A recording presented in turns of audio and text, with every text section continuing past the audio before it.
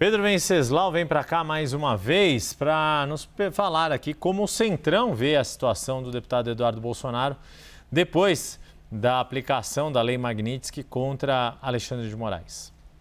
Pois é, muita gente no Centrão pergunta o seguinte: essa foi uma vitória? Uma vitória para quem? Questionam os deputados com os quais eu conversei. Porque, como eu disse anteriormente, no comentário anterior ali, Eduardo Bolsonaro está cantando vitória, está com um discurso triunfalista, cada vez mais ameaçador, lá dos Estados Unidos, dizendo que essa foi uma vitória contra a perseguição política, que foi o reconhecimento de que aqui no Brasil o Supremo Tribunal Federal não atua de forma independente e democrática. Mas, por outro lado, existe gente até do próprio Partido Liberal, entre eles aquele deputado que acabou de deixar a legenda, foi expulso, que pensa diferente, que entende que Eduardo Bolsonaro é uma liderança ingovernável, que não tem disciplina partidária e que atua a partir dos Estados Unidos sem pensar no coletivo do campo político que ele representa e que isso pode causar um tremendo problema em 2026.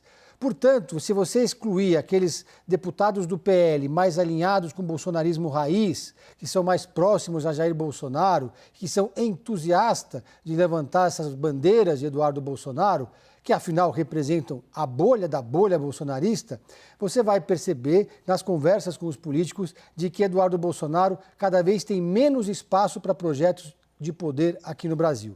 Vamos relembrar, inicialmente o plano era que ele fosse candidato a senador aqui pelo estado de São Paulo, numa parceria com o Guilherme Derrite, secretário de Segurança Pública. Os dois seriam candidatos, um pelo PL e outro pelo PP. Depois Guilherme Derrite foi para o PL, então os dois seriam candidatos pelo PL naquela estratégia de ampliar o número de senadores de direita. Depois começaram a ventilar a possibilidade de Eduardo Bolsonaro ser o candidato a presidente da República. Ele mesmo chegou a dizer isso em entrevistas, representando o sobrenome da família.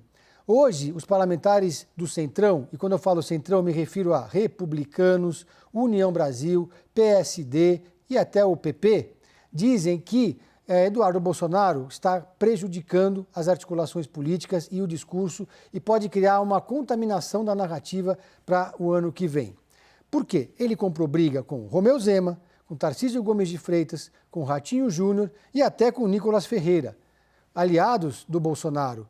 Outra coisa que me apontaram essas fontes do Centrão e também do próprio PL. O Eduardo Bolsonaro não teria o aval nem do próprio pai para fazer o ataque que fez a esses quadros tão importantes da direita brasileira, os governadores todos. Ele não teria entendido ou percebido que aqui no campo doméstico a política brasileira não está sintonizada com esse discurso. Portanto, Eduardo Bolsonaro, se voltar para o Brasil, volta menor do que foi.